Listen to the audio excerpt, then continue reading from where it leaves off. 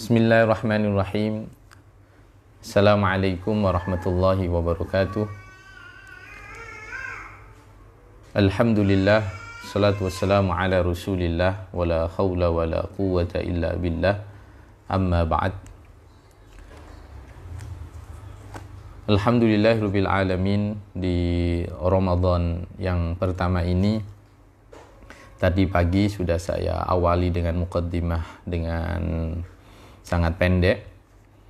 Siang hari ini kita akan mengawali mengaji kitab Arba'in An-Nawawi, karya beliau Al-Imam An-Nawawi. Sebelum kita mulai ngaji pada siang hari ini, kita awali dengan membaca suratul Fatihah. Semoga apa yang kita jalani, puasa yang kita jalani, aktivitas ibadah yang kita jalani, semua diridhai oleh Allah Subhanahu wa ta'ala.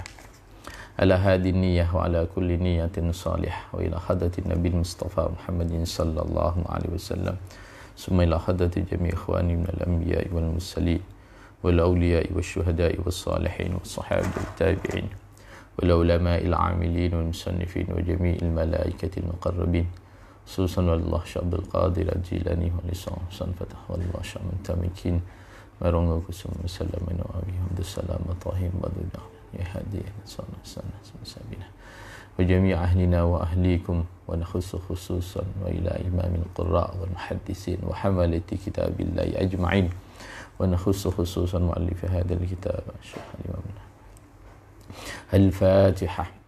A'udzu billahi minasy syaithanir rajim. Bismillahirrahmanirrahim. Alhamdulillahi rabbil alamin arrahmanir rahim maliki yaumiddin. إياك نعبد وإياك نستعين اهدنا الصراط المستقيم صراط الذين أنعمت عليهم غير المغضوب عليهم ولا الضالين رب اغفر لي ولوالدي وللمؤمنين آمين. بسم الله الرحمن الرحيم. Al-hadisul awwalu utawi iki iku hadis kang pertama. An Amiril Mukminina, dan ceritaake saking Amiril Mukminin Abi Hafs, nyatane Abi Hafs Umar bin Al-Khattab, ya sahabat Umar bin Khattab radhiyallahu taala anhu. Qala dawuh sapa iki Sayyidina Umar bin Khattab ing dawuh sami'tu Rasulullah sallallahu alaihi wasallam. Sami'tu midanget sapa ingsun Rasulullah ing utusane Allah sallallahu alaihi wasallam yaqul kang dawuh sinten Kanjeng Nabi Muhammad sallallahu alaihi wasallam, innamal a'malu binniyat. Ya dawuh innamal a'malu binniyat ila akhirih. Para sahabat, para santri yang dimuliakan oleh Allah Subhanahu wa taala, hadis ini, sebelum kita mengupas matan hadis ini diriwayatkan oleh seorang sahabat, yaitu Sayyidina Umar bin Khattab. Beliau adalah awwaluman summiya amirul mu'minin 'alal umum. Beliau adalah orang pertama yang dipanggil atau disebut namanya dengan julukan Amirul Mukminin. Ini ada satu kisah sebelum beliau masyhur dengan panggilan Amirul Mukminin, karena khalifah sebelum beliau yaitu Abu Bakar As-Siddiq dengan julukan Khalifat Rasulillah. Tapi beliau sebelum terkenal dengan panggilan Amirul Mukminin, beliau dengan panggilan Khalifati Rasulillah sallallahu alaihi wasallam. Ya Khalifati Rasulillah sallallahu alaihi wasallam, karena memang beliau adalah pengganti dari penggantinya Rasulullah, yaitu sahabat Abu Bakar. Tapi satu momen dalam sebuah khutbah beliau menyampaikan, ayyuhan nas antumul mu'minuna wa ana amirukum. Wahai para manusia, kalian adalah orang-orang yang beriman, sementara aku adalah pemimpin kalian. Maka semenjak saat itu beliau masyhur dengan panggilan Amirul Mukminin. Sahabat Umar bin Khattab ini sahabat yang luar biasa. Beliau dijuluki Abi Hafs. Dan beliau juga dijuluki dengan Al-Faruq wa laqabahu bil Faruq li'anna Allah Ta'ala farraqa bihi bainal haqqi wal batil. Karena Allah Subhanahu wa taala menjadikan Umar bin Khattab sebagai orang yang mampu memisahkan antara hak dan batil. Dan beliau masyhur adalah awwaluman, orang pertama yang kemudian menjahirkan Islam atau menyebarkan Islam, dikumandangkan di kota Makkah tentunya, karena saat itu Islam awalnya didakwahkan dengan sembunyi-sembunyi. Sahabat Umar bin Khattab ini memiliki kedudukan yang istimewa di sisi Rasulullah sallallahu alaihi wasallam. Beliau wa kana islamuhu sanata sittin. Beliau masuk Islam pada tahun 6 setelah kenabian Kanjeng Nabi. Ada yang mengatakan tahun kelima dari kenabian. Kita sudah tahu semua bagaimana proses Islamnya sahabat Umar bin Khattab ketika saudari beliau yaitu Fatimah bersama suaminya Fatimah yang bernama Sa'id bin Zaid itu sudah memeluk Islam, dan Sayyidina Umar tahu, kemudian didatangi adik perempuannya dan adik iparnya untuk kemudian mungkin ingin menyelesaikan kenapa kok bisa sampai masuk Islam, beliau ingin marah dan lain-lain. Tetapi saat beliau sampai rumah adiknya, beliau mendengar bacaan Al-Quran adik beliau yaitu Fatimah. Maka saat itulah ketika mendengar Al-Quran, beliau masuk Islam. Kejadian ini terjadi di Fidarin Indas Sofa. Ini terjadi di area Sofa. Kalau kita pernah ke Tanah Suci yaitu di Mekah, di area Sofa itu ada Babu Umar. Ya, itu bagian dari sejarah bagaimana proses Sayyidina Umar pernah mengalami fase, yaitu fase di mana beliau beriman kepada Allah Subhanahu wa taala. Sayyidina Umar ini adalah orang yang bisa dikatakan afdalus sahabah ba'da Abi Bakrin radhiyallahu taala anhu. Beliau adalah seorang sahabat yang mulia setelah Sayyidina Abu Bakar As-Siddiq. Wa ajma'u ala kasrati ilmi. Para ulama sepakat Sayyidina Umar adalah orang yang sangat berilmu. Wa zuhdih wa tawadhu'ih, dan beliau adalah orang yang zuhud, orang yang tawadhu, orang yang lembut terhadap sesama muslim dan berpikir tentang kemaslahatan sesama. Maka kalau kita tengok ini di era seperti sekarang, kita patut mencontoh bagaimana akhlak Sayyidina Umar radhiyallahu anhu. Beliau bagaimana memperhatikan tentang kemaslahatan umat, kemaslahatan bersama dalam menjalani kehidupan tentunya. Karena beliau tidak mementingkan dirinya sendiri, beliau mementingkan untuk kebaikan orang lain. Wa kana yabki lailan wa nahara. Beliau selalu menangis di malam dan siang. Dan ada satu ungkapan yang menarik. Beliau menyampaikan, ketika aku diberi sebuah kekuasaan untuk memerintah sesuatu, seandainya pun aku adil, uhasabu, maka aku pun akan dihisab. Bayangkan, beliau berpikir, seandainya saya diberi jabatan kemudian aku adil, maka itu pun risikonya adalah tetap dihisab. Tetapi wa in adlam, tetapi ketika aku berbuat zalim, maka u'aqab, maka aku akan disiksa.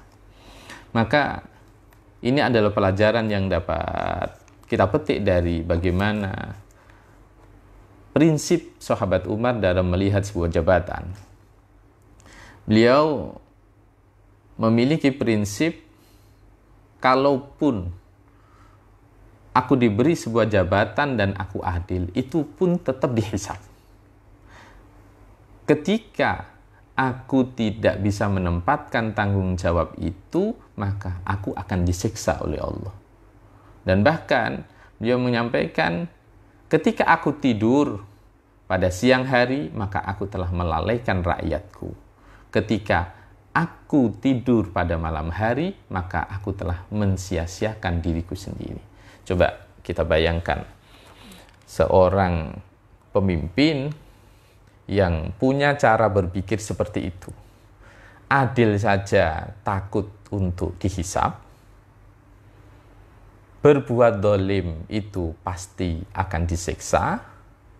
Kalau kemudian siang hari dipakai untuk santai, kemudian ada rakyat mungkin yang mengalami entah itu kelaparan, tidak punya pekerjaan, dan lain-lain, dan sementara seorang pemimpin itu tidur seenaknya sendiri, anggap aja begitu. Beliau berprinsip, nanti rakyatku siapa yang ngopeni kalau kemudian saya siang harus istirahat. Tetapi kalau malam aku pakai istirahat untuk tidur, maka aku telah mengabaikan untuk diriku sendiri. Maka para pemirsa yang dimuliakan oleh Allah Subhanahu wa taala, prinsip ini saya yakin kalau kita bisa memakainya dalam hal apapun, baik rumah tangga, baik dalam memimpin perusahaan, baik dalam memimpin sebuah instansi dalam sebuah negara atau institusi sekolah, semuanya kalau kita berpikir ini, saya yakin orang akan menjadi adil. Orang ini akan selalu hati-hati dalam menjalankan amanah yang diberikan oleh Allah Subhanahu wa taala. Memang menarik, mungkin bisa setengah jam saya ngupas biografi sahabat Umar bin Khattab radhiyallahu anhu. Ini yang saya pegang adalah matan, yang kitab ini adalah kitab Al-Jawahir Al-Lu'lu'iyah. Ini tidak saya terangkan semuanya, saya ambil sebagian-sebagian yang kiranya sangat penting untuk saya sampaikan. Sahabat Umar bin Khattab ini adalah seorang sahabat yang bisa dikatakan beliau adalah orang yang masyhur memiliki keramat yang luar biasa. Karena beliau adalah salah satu seorang sahabat yang dijamin masuk surga oleh Rasulullah SAW ketika beliau masuk Islam, dan kemudian itu dikabarkan kepada Sayyidina Umar. Beliau memiliki salah satu keramat, dan ini masyhur di kalangan para ulama. Salah satunya di kitab ini, di Syarah dari Arba'in Nawawi, yaitu Al-Jawahir Al-Lu'lu'iyah. Saat itu di Mesir, yang kebetulan di zaman Khalifata Rasulillah, yaitu Amirul Mukminin Umar bin Khattab, itu dipimpin oleh Umar bin Khattab. Mesir saat itu dipimpin oleh seorang gubernur, yaitu yang bernama Amr bin As. Beliau gubernur di Mesir, dan beliau mengirim surat kepada sahabat Umar bin Khattab selaku pemimpin tentunya, karena Mesir di bawah kekuasaan Islam dan pemimpin saat itu adalah Sayyidina Umar. Beliau menyurati dengan sebuah kalimat, annal naila la yazitu ziyadatuhu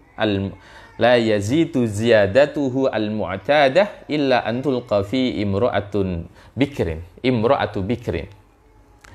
Beliau, gubernur ini, nyurati Sayyidina Umar dan menyampaikan bahwa Sungai Nil itu tidak akan bisa bertambah debit airnya seperti sedia kala ketika belum ada pengorbanan wanita, yaitu seorang wanita yang masih perawan yang kemudian dikorbankan di Sungai Nil itu. Karena ini kepercayaan sebelum Islam datang, bahwa Sungai Nil kalau gersang, berarti kalau bahasa Jawanya sat itu, tidak ada air, kering, maka harus ada tumbal, dan tumbalnya itu adalah seorang wanita yang masih perawan.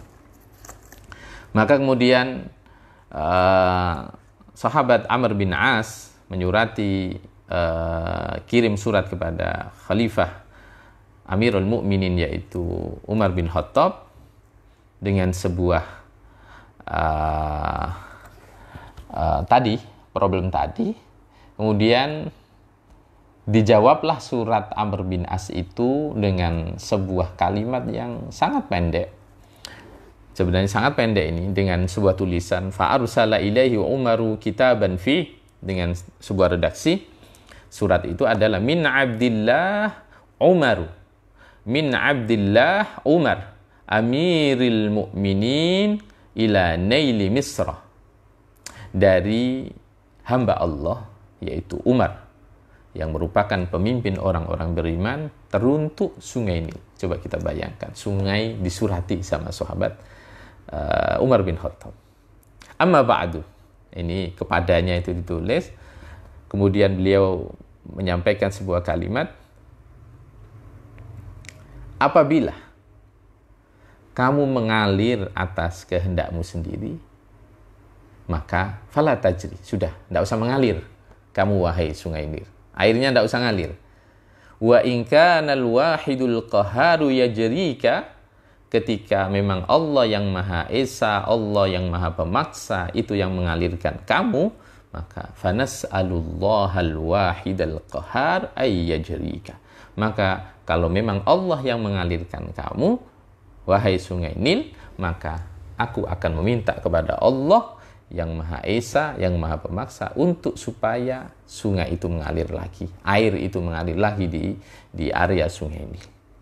Maka beliau memerintahkan untuk surat itu dilempar di sungai Nil sebagai ganti badlal mar'ah, sebagai ganti dari wanita yang harus dikorbankan, seorang wanita yang harus dikorbankan. Maka setelah itu fa'alqahu Amr fih, maka kemudian sahabat Amr bin As laku kemudian melemparkan surat yang dari Umar bin Khattab itu, maka fazada ziyadatan azimatan, maka kemudian air debitnya semakin bertambah, walam yulqa fihi ba'da dalik imra'ah, dan setelah itu tidak ada lagi istilahnya lempar sesajen atau lempar pengorbanan dengan melempar seorang wanita yang masih perawan, gara-gara sudah disurati oleh Sayyidina Umar, sungai Nil itu kemudian mengalir seperti sedia kala, dan bahkan airnya semakin deras. Ini menarik. Keramat-keramatnya Sayyidina Umar itu termasuk ketika Madinah pernah terjadi gempa. Itu juga ada riwayat bagaimana kemudian gempa berhenti. Kemudian banyak tentang karomah-karomah atau keutamaan-keutamaan yang diberikan oleh Allah kepada sahabat Umar bin Khattab radhiyallahu taala anhu. Oke, kita masuk di matan. Bismillahirrahmanirrahim. Sami'tu Rasulullah sallallahu alaihi wasallam, innamal a'malu binniyat. Innamal a'malu angin pestine utawi sahe piro-piro amal iku binniyati, tetep tergantung piro-piro niat. Ai innama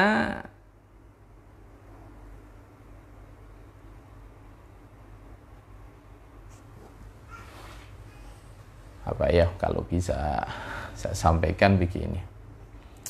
Di dalam kitab ini diterangkan bahwa innamal a'mal ay sihhatal a'mal, bahwa sahnya amal perbuatan seseorang itu bergantung sesuai dengan niatnya. Ay fala yasihhul amalu biduni niyatin. Amal itu tidak akan sah tanpa niat. Nah, di sini amal yang seperti apa, begitu kan? Maka ketika seseorang melakukan sebuah amal ibadah, maka harus diiringi dengan niat, dan itu juga tidak semua, karena di sini innama yang bimaknal hasr itu adalah aksariyun la kulliyun, yaitu mayoritas atau yang banyak bahwa amal itu harus ada niatnya. Tetapi juga ada amal-amal yang tidak perlu niat. Ait qad yasihhul amalu bila niyatin kal adani wal qiraati wa ghaslil mayyiti wa izalatin najasati. Jadi seperti orang adan itu ya tidak perlu niat. Baca Quran, memandikan mayit, menghilangkan najis itu amal, tapi tidak harus niat. Tetapi amal-amal yang lain seperti puasa yang hari ini kita puasa, sholat, semua itu harus dengan niat. Wa innama likulli imri'in lan angin pestine ku tetep kedue awa-awaan ma utawi barang nawa kang niat sapa iki imri'in. Jadi orang itu akan dibalas oleh Allah sesuai dengan apa yang diniatkan. Ai jazaa'u ma nawahu fi amalihi min khairin aw syarrin. Jadi kalau orang sudah melakukan sebuah amal ya pasti apa yang diberi oleh Allah ya sesuai apa yang dia inginkan. Makanya kalau kita pahami ini betul, tadi saya sempat baca sarahnya Matan Arba'in Nawawi. Beliau Imam Nawawi ini nyarai juga kitab yang beliau tulis, yaitu Syarah Matan Arba'in An-Nawawiyah. Itu beliau menyampaikan orang kalau melakukan sebuah amal atau anggap aja ibadah itu ya Allah akan ganjar sesuai dengan apa yang diniatkan. Dan beliau memaknai kalau contoh kecil, orang kalau sudah niat itu modelnya macam-macam. Beliau ini model dalam menjalankan ibadah tentunya. Beliau menyampaikan ada orang yang melakukan sebuah kebaikan, qasada fi, dia menyengaja dalam menjalankan kebaikan itu karena khaufan, karena memiliki rasa takut kepada Allah Subhanahu wa taala, takut neraka, takut siksa, takut kemudian mempertanggungjawabkan amalnya kalau kemudian dia tidak melakukan apa yang seharusnya diperintahkan. Jadi dia melakukan sholat karena takut nanti kalau tidak sholat mendapatkan siksa neraka. Tetapi juga ada yang menjalankan ibadah bukan karena takut, tetapi yang terbesar dalam benaknya adalah rojaan atau ar-roja, mengharap untuk mendapatkan surganya Allah atau mendapatkan balasan Allah Subhanahu wa taala. Maka kalau kita tengok berikutnya, beliau menyampaikan ada juga orang yang menjalankan ibadah bukan karena khaufan, bukan karena rojaan, tetapi karena ta'abudan wa syukran, yaitu karena menghamba dan karena niat untuk bersyukur atas anugerah yang telah diberikan oleh Allah kepadanya. Makanya beliau Al-Imam Nawawi mengatakan semua orang yang ibadah karena takut neraka, orang yang ibadah karena ingin mendapatkan balasan surga, orang yang beribadah karena hanya ingin menghamba kepada Allah dan bersyukur kepada Allah atas anugerah-anugerah yang telah diberikan yang kita sendiri tidak bisa menghitung. Semua kata Imam Nawawi itu adalah minal mukhlisin, termasuk orang-orang yang ikhlas. Lah cuma ini adalah martabah atau tingkatan-tingkatan orang ikhlas. Jadi kita tidak usah berkecil hati kalau kemudian kita ibadah masih dalam rangka sholat duha supaya oleh duit akeh, rezeki lancar. Yaitu masuk kategori martabah, yaitu masih kategori martabatul mukhlisin, masih masuk kategori level-level orang ikhlas. Tetapi yaitu ya kita tinggal mau pilih yang level mana. Apakah level karena ibadah itu karena takut neraka, atau ibadah karena ingin mendapatkan surga, atau ibadah karena wujud syukur kita, penghambaan kita kepada Allah Subhanahu wa taala. Maka apa yang dialami oleh Rasulullah ketika istri beliau Sayyidah Aisyah bertanya kepada Rasulullah, jenengan niku wis dijamin mlebu swarga, jenengan niku wis jelas-jelas di sepuro dosane qablaha wa ba'daha di sepuro diampuni kali Gusti Allah, tapi kok kenapa masih tetap ibadah? Kanjeng Nabi jawabannya simpel, apakah aku tidak layak untuk bersyukur kepada Allah Subhanahu wa taala atas nikmat-nikmat yang telah diberikan kepada aku. Maka dari sini wa innama likulli imri'in ma nawa, setiap orang pasti akan dibalas oleh Allah sesuai kadar niat yang telah dilakukan. Sesuai dengan kadar niat yang telah dilakukan. Faman mongko tawi sapane wong iku kanat ana sapa iki man kanat iku ana apa hijratu hijrah man ilallahi marang Allah wa rasulihi lan utusane Allah, fa hijratuhu mongko utawi hijrah man iku ilallahi marang Gusti Allah wa rasulihi lan utusane Allah. Wa man lan utawi sapane wong kanat iku ana apa hijratu hijrah man ila dunya iku marang donya, yusibuha kang ngenani sapa man ing donya, awi mraatin utawa wong wedok yang kihuwa kang nikah sapa man ing iki wong wedok, fa hijratuhu mongko utawi hijrah iki man iku ila marang barang tumuju marang barang hajar kang hijrah sapa man ilaihi marang iki ma. Rawang riwayatake ing hadis sapa Al-Bukhari, Imam Bukhari wa Muslimun lan Imam Muslim. Oke, saya terangkan nggih. Dari sini bagaimana pentingnya sebuah niat. Pentingnya sebuah niat. Ini ada satu kisah di dalam kitab Al-Jawahir Al-Ulu'iyah ini. Ini kisah ini ada di dalam kitab Al-Jawahir. Di sini disebutkan di Al-Futuhat Al-Wahbiyah. Ada dua saudara, yang satu abidan wal akhar asiyan. Satu ahli ibadah, satu ahli maksiat. Faja'a iblisu yauman ilal abid. Satu momen iblis ini datang ke orang yang ahli ibadah. Wa qala lahu, dan iblis ini ya biasa goda untuk orang yang rutin ibadah. Kata iblis, kenapa umurmu kamu habiskan untuk mengekang dirimu sendiri?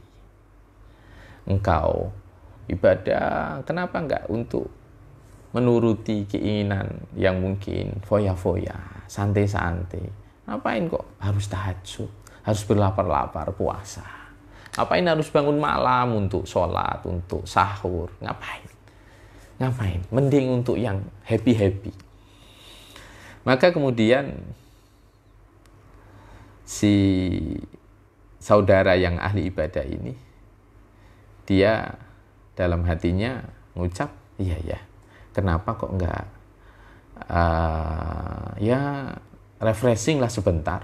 Saya tak mau maksiat, nanti setelah itu tobat. Saya mau maksiat, setelah itu tobat. Ini sudah mulai godaan iblis masuk. Kemudian saudaranya yang ahli maksiat, Al-Asi, ini tiba-tiba setelah dia mabuk, dia bangun dan dia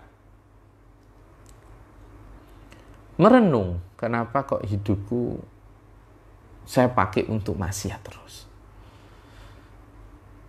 Sementara saudaraku di sana orang yang yataladdad bihi bita'ati rabbih, orang yang menikmati kedekatan dengan Tuhannya dengan melakukan kepatuhan kepada Tuhannya. Maka kemudian coba kita bayangkan, kakaknya yang ahli ibadah itu punya kerentek untuk maksiat sebentar nanti terus tobat. Adiknya yang sudah maksiat sepanjang tahun terus tiba-tiba punya kerentek kepingin niru kakaknya karena kakaknya ahli ibadah. Maka dari kisah ini, ending dari kisah ini, karena ini panjang, adiknya dan kakaknya selama perjalanan sama-sama menuju tempatnya, mereka mengalami sebuah musibah sehingga keduanya meninggal.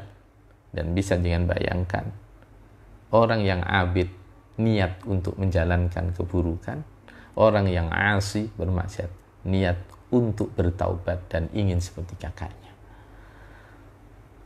Bahwa kisah tentang niat, yaitu kisah di sini tentang fi husnil khatimah wa su'iha, tentang ending sebuah hidup atau su'ul khatimah ataupun husnul khatimah, kita tidak tahu. Maka karena kita sama-sama tidak tahu, alangkah baiknya dalam menjalankan apapun, diniatkan untuk hal-hal yang baik. Diniatkan untuk hal-hal yang baik. Maka ada dikisahkan di sini, diterangkan salah satunya adalah tentang bagaimana niat itu mempunyai pengaruh yang luar biasa dalam kehidupan, baik kehidupan kita di dunia maupun kehidupan di akhirat. Ini ada satu momen, coba saya bacakan sedikit naskahnya.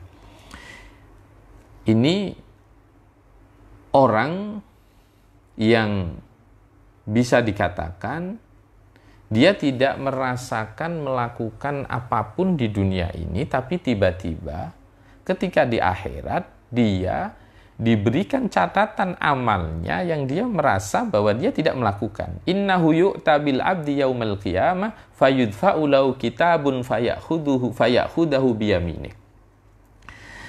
Diberikan catatan amalnya, kemudian orang ini menerima catatan amal itu dengan tangan kanan. Sudah otomatis kalau menerima dengan tangan kanan berarti amal baiknya ini banyak. Fayajidu fihi hajjan wa jihadan wa shadaqatan. Kemudian setelah amal itu diterima dari malaikat, dibuka buku rapotnya itu, kok ada pahala haji, ada pahala jihad, ada pahala sedekah. Wa ma fa'alaha. Dan dia sendiri tidak melakukan itu semua. Fayaqul hadza laisa bikitabi. Dia mengatakan ini bukan catatan amalku. Fa inni ma fa'altu syai'an min dalik. Aku tidak melakukan sedikit pun apa yang ada di dalam catatan ini. Maka para pendengar yang dimuliakan oleh Allah Subhanahu wa taala, di sini disampaikan hadza kitab. Ini catatan amal. Li'annaka ishta umran tawilan wa anta taqul. Coba ini, poin ini diperhatikan. Karena kamu memiliki umur yang panjang dan kamu pernah mengucapkan seperti ini. Lau kana li malun hajaztu minhu. Ya Allah, dengan umurku yang masih berjalan ini, seandainya nanti aku kok punya uang, aku akan haji. Lau kana li malun tasaddaqtu minhu. Ya Allah, nanti kalau aku punya harta, aku ingin sedekah. Aku ingin bangun masjid, aku ingin membantu anak yatim, aku ingin membantu orang-orang yang membutuhkan. Fa'araftu dzalika min sidqi niyatik. Aku tahu akan kebenaran niatmu. Kamu bukan sekedar mengucapkan, kamu memang punya niat nanti kalau punya uang mau daftar haji, kalau punya uang mau sedekah, kalau punya uang mau A, B, C, dan amal-amal yang baik. Wa a'taituka sawaba dzalika kullah. Dan aku memberikan pahala-pahala yang kamu niatkan itu semua. Maka para pemirsa yang dimuliakan oleh Allah Subhanahu wa taala, bisa kita bayangkan dengan sebuah niat dan belum dilakukan, Allah sudah mencatat niat seseorang. Makanya innamal a'malu binniyat wa innama likulli imri'in ma nawa. Kalau kemudian saya selalu menyampaikan, ada orang punya kerentek baik, sudah niatin saja. Masalah hasil dan tidak hasil bukan ranah kita. Kita hanya suruh niat, suruh berikhtiar. Masalah hasil dan tidak hasilnya bukan urusan kita. Kita punya uang 10.000, kita mau daftar haji, ya sudah, nabung 10.000, 1 bulan mungkin 500.000, 1 bulan 300.000. Masalah sampai tidak sampai bukan urusan kita, itu urusan Allah Subhanahu wa taala. Sama kalau kita punya niat untuk bisa membantu A, B, C, D, dan jenengan punya taklik bahwa nanti kalau saya punya uang, tidak ada masalah. Karena niat itu juga berpahala ketika niat itu benar-benar dijalankan dan itu merupakan komitmen. Maka di sini disebutkan wa fil hadis niyatul mu'min ablagu min amali wa niyatul fajir syarru min amali. Niatnya orang beriman itu kadang lebih unggul daripada amalnya sendiri, sedangkan niatnya orang yang fajir, orang yang lacut, orang yang berdosa itu lebih buruk daripada amalnya itu sendiri. Kenapa? Di sini disebutkan karena orang kalau niat, li'anna niyata la riya'a fiha. Orang kalau masih rana niat, itu belum ada. Penyakit pamer itu belum ada. Dan pamer itu akan muncul ketika wal amalu yukhalituhur riya. Kalau sudah action, sudah menjalankan, ini pamernya baru muncul. Kalau niat rata-rata orang baik niatnya, ibadah niatnya lain. Orang haji, orang umroh, berangkat ke tanah suci, niat saat niat baik, tapi ketika di sana, ketika pulang, kemudian dia menceritakan kepada orang-orang sekitarnya, maka dia sudah tercampur dengan riya. Wali annaha tahtamilu ta'addud wa takassur fil amalil wahid, karena sesungguhnya kita niat ini penting, penting. Makanya kenapa tadi tentang hadis ini adalah hijrahnya Rasulullah dari Makkah menuju Madinah. Ada salah seorang sahabat yang hijrah itu karena ingin mengikuti calon istrinya. Ada yang berangkat ke Madinah sekalian dalam rangka untuk berdagang. Maka niat ini, ya ini kemudian Rasulullah menyampaikan seperti itu, bahwa niat itu akan menentukan pahala yang diberikan oleh Allah kepada seseorang. Makanya para ulama menyampaikan, kalau bisa dalam melakukan apapun, walaupun amalnya satu, niatkan untuk yang banyak, itu boleh dan itu baik. Fayatadha'af ajruhu biqadri niyati fi.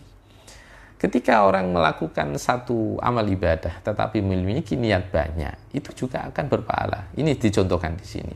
Kama idza jalasa syahsun fil masjid. Salah satu contoh, ada orang ingin duduk di masjid biniyatil i'tikaf. Sudah duduk di masjid niatin i'tikaf.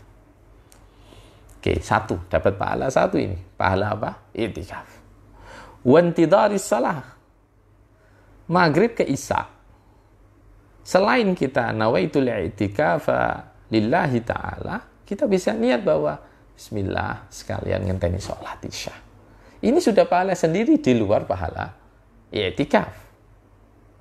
Wal uzlah, sudah ketika duduk di masjid diniati, daripada di rumah lihat TV, daripada di rumah mungkin melakukan sesuatu yang tidak bermanfaat, sudah merenung, berzikir di masjid, sudah dapat pahala i'tikaf, dapat pahala menunggu sholat intidharus sholat, dapat pahala uzlah, lagi wa qiraatul Quran, dapat pahala Quran, nunggu i'tikaf, uzlah, qiraatul Quran. Coba bisa yang bayangkan. Bahkan di sini disambung lagi wa hifdzus sam'i wal basari wal lisani amma la ya'ni. Menjaga pendengaran, menjaga penglihatan, menjaga mulut dari sesuatu yang tidak penting. Satu kali aktivitas, yaitu duduk di masjid, kemudian bisa menemukan pahala yang sangat banyak. I'tikaf, menunggu sholat, uzlah, membaca Al-Quran, menjaga pandangan, mata, mulut untuk tidak melakukan sesuatu yang tidak bermanfaat. Maka kalau begitu, kalau melakukan sesuatu ya sudah, fayam bagi lil aqil ayyaksura minan niyatis salihah. Sudah, kalau melakukan sesuatu niatkan yang banyak saja. Makanya orang kalau melakukan kebaikan ya sudah, dalam rangka apapun yang penting itu baik, insya Allah dibalas oleh Allah Subhanahu wa Ta'ala. Ya kayak kita ini, orang sedekah, kalau sekedar ke orang yang butuh kita dapat pahala, Tapi kalau kita kemudian sedekah kepada orang yang butuh, tapi itu masih tetangga kita, itu masih saudara kita, pahala banyak. Nolong orang yang butuh, nolong tetangga, pahala sendiri, nolong saudara, pahala tersendiri. Maka kalau bisa kita pahami semuanya, kenapa Imam Nawawi mengawali kitab Al-Arba'in An-Nawawi ini dengan niat? Karena begitu penting niat dalam menentukan pahala, menentukan amal itu baik dan tidaknya, amal itu berkualitas dan tidaknya. Maka para jamaah yang dimuliakan oleh Allah Subhanahu wa ta'ala, selain itu dari hadis innamal a'malu binniyat wa innamal likulli imri'in ma nawa, dapat kita petik bahwasannya seseorang itu kalau sudah tahu bahwa niat itu menentukan segalanya, jangan sampai kemudian kita melakukan ibadah memiliki niat-niat yang lain.